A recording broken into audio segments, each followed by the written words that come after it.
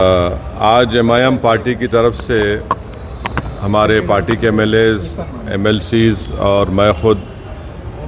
Commissioner police Hyderabad जनाब CV आनंद साहब से हम मुलाकात किए और उनसे हम एक रिटन रिप्रेजेंटेशन दिए जिसमें हम कमिश्नर पुलिस हैदराबाद से ये डिमांड करे हैं कि एक यती नरसिंहानंद है जो दासना गाज़ियाबाद के टेम्पल के प्रीस्ट भी हैं, वहाँ पे रहते भी हैं। उन्होंने अपने एक वीडियो में एक स्पीच में उन्होंने prophet Muhammad peace be upon him सल्लल्लाहु अलैहि वसल्लम के बारे में बकवास और अनाप शनाप और डिरोगेटरी और ऑब्नॉक्शियस लैंग्वेज और हाईली कंडेमनेबल अल्फाज का इस्तेमाल किया प्रॉफिट मोहम्मद सल्लल्लाहु अलैहि वसल्लम के बारे में। उसमें मैं पूरा पढ़ के सुनाना मैं ज़रूरी नहीं समझता हूँ, मगर जो गंदगी और बेहूदगी की किस्म की जो बातें उन्होंने की है, जिसमें उन्होंने कहा कि मैं हिंदुओं से अपील करता हूँ कि दशहरा के दिन आप जो है प्रॉफिट मोहम्मद सल्लल्लाहु अलैहि वसल्लम के एफिजी बनाकर आप उसको बंद करिए। उसमें और दूसरे 4-5 चीज़ें भी हैं जो मैं नहीं समझता कि दोहरा सकता हूँ मैं यहाँ पर, मगर हम अपने रिटर्न रिप्रेजेंटेशन में लिख कर दिए, इसलिए लिख कर दिए ताकि जो उनका कंटेंट है स्पीच का वो पुलिस को मालूम हो सके। आप लोग जानते हैं कि ये यती नरसिंहानंद इससे पहले भी हेट स्पीच में अरेस्ट हुए, जेल को गए और उनका एक बेल का कंडीशन ये भी है कि वो दोबारा इस तरह की बकवास नहीं करेंगे। तो हमारा फर्स्ट डिमांड ये है कि उनकी बेल को कैंसिल किया जाए।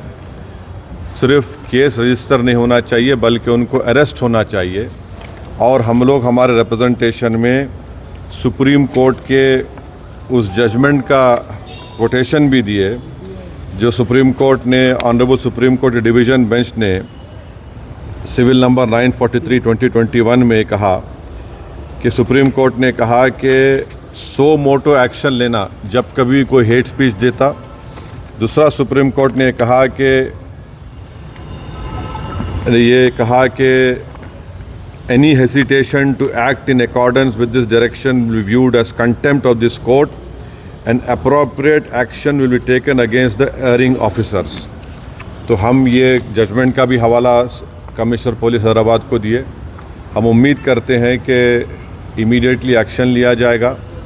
और हम CP से हमारे रिप्रेजेंटेशन पर कमिश्नर पुलिस ने हैदराबाद साइबर सेल के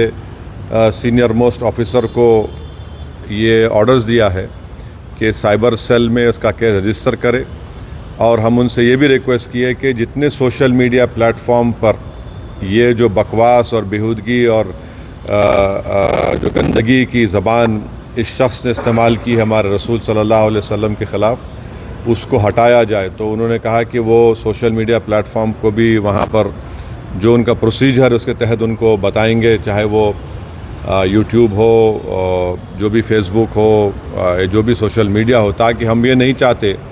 कि इनकी ये गंदगी की अल्फाज लोग सुनकर उनको एक ज़हनी और क़ल्बी तकलीफ़ भी हो रही है। और तो हम उम्मीद करते कि वो भी होगा।